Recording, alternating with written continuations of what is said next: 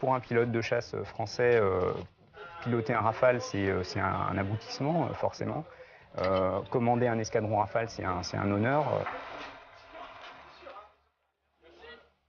Avoir pu bénéficier de cette expérience sur cet avion omni-rôle polyvalent, oui, c'est extraordinaire.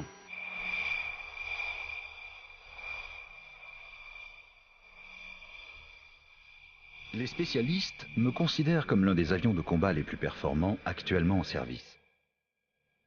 À partir d'une base aérienne ou du porte-avions Charles de Gaulle, je suis capable de mener toutes les missions de la guerre aérienne moderne. Et je l'ai prouvé.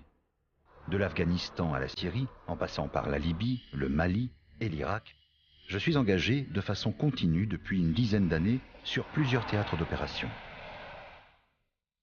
Dans ce numéro du Journal de la Défense, ceux qui me connaissent le mieux vont vous parler de moi, le Rafale, de mes capacités au combat et des premiers chapitres de mon histoire opérationnelle. Une puissante aventure humaine et technologique.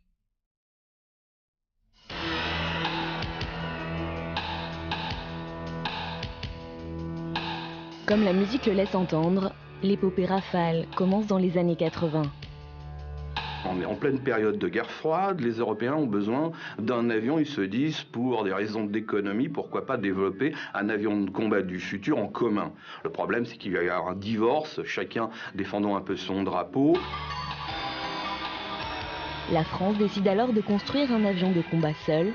Le groupe industriel Dassault, en collaboration avec Snecma, Thomson et Matra, devenu aujourd'hui Safran, Thales et MBDA, se lance dans la conception d'un avion omni-rôle capable de remplacer 7 types d'appareils.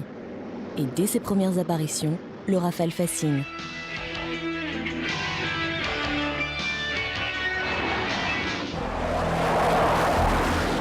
Là, on voyait un avion beaucoup plus fin, un avion de générations différentes. On sentait la furtivité apparaître.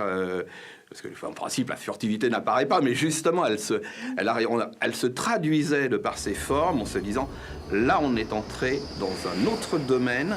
Là, l'aéronautique française fait d'énormes progrès et va pouvoir lutter avec des armes, mais vraiment à égalité avec les constructeurs américains. En 2002, la Marine nationale met en service ses premiers appareils. Ils seront déployés dans l'océan Indien 2 ans plus tard, lors de la mission Agapante. En 2006, c'est au tour de l'armée de l'air de déclarer son premier escadron opérationnel à Saint-Dizier. Puis vient le 28 mars 2007, le Rafale effectue sa première frappe au-dessus du sol afghan.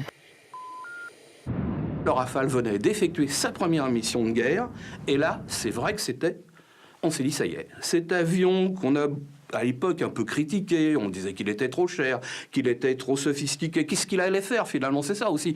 Beaucoup, et même des politiques, se demandaient ce qu'il allait faire. Est-ce que la France ne s'engageait pas sur un programme qui allait le ruiner ou ruiner la défense? Finalement, a montré qu'il savait faire les choses.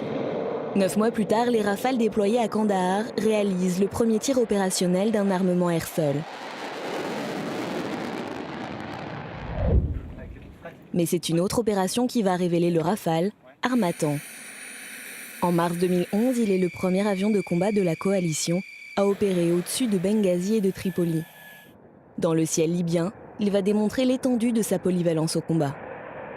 Les premières missions au-dessus de la Libye, on embarquait des missiles RR parce qu'il y avait une partie défense aérienne dans notre mission, malgré le fait qu'on était prioritairement affecté à une mission de bombardement ou de reconnaissance.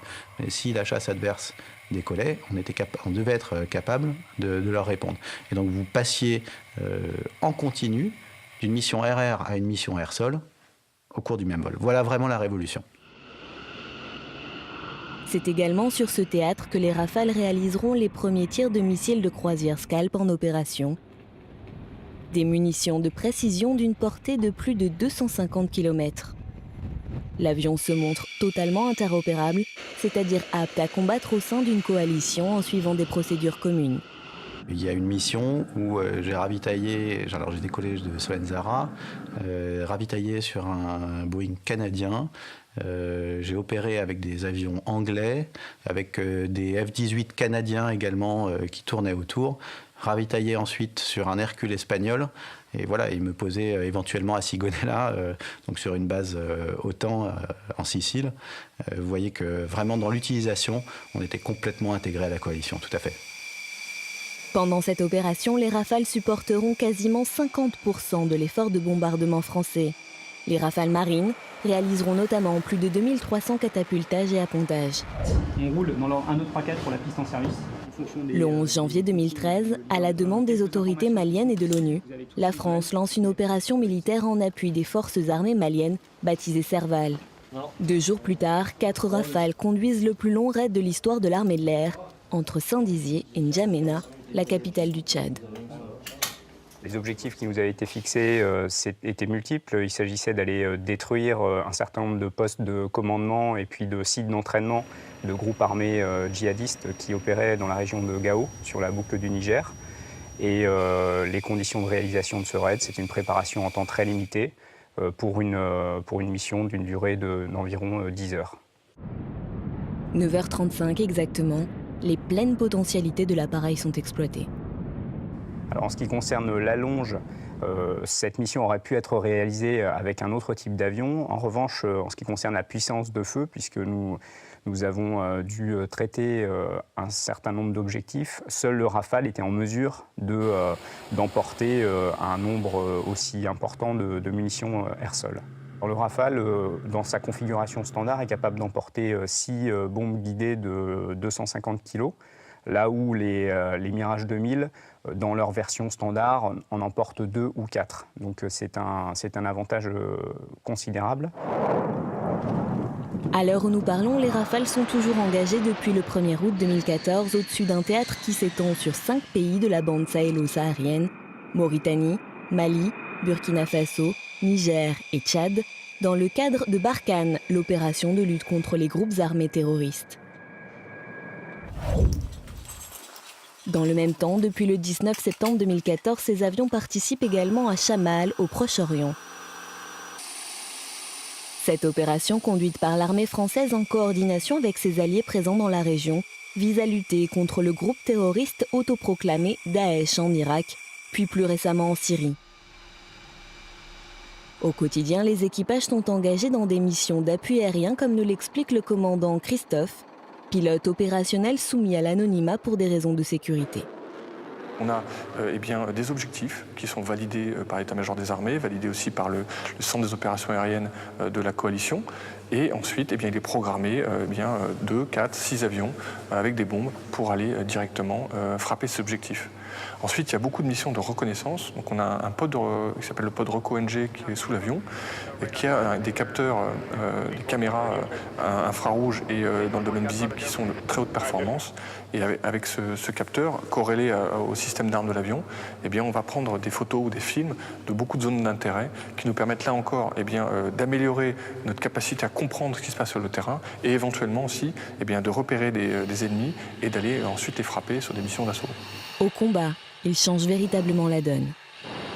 La différence des avions des années 50-60 où 80% des ressources du pilote étaient faites pour faire voler l'avion, là vous n'avez même pas 10% de vos capacités pour faire voler l'avion et 90% pour gérer la mission.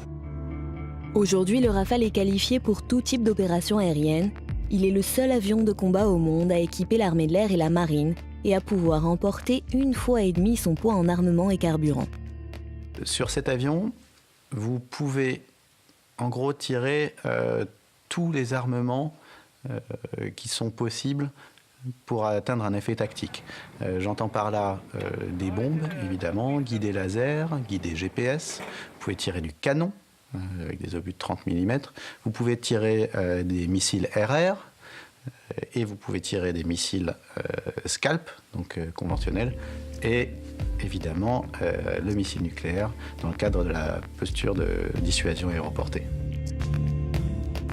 À ceci s'ajoutent également les missiles anti-navires Exocet emportés par le Rafale Marine.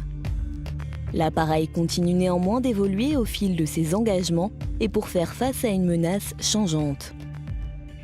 La force du Rafale, c'est qu'il a été conçu dès le départ pour être développé en standards successifs qui le rendaient de plus en plus performant et avec l'objectif de le rendre totalement polyvalent pour remplir toutes les missions des forces, y compris la mission nucléaire.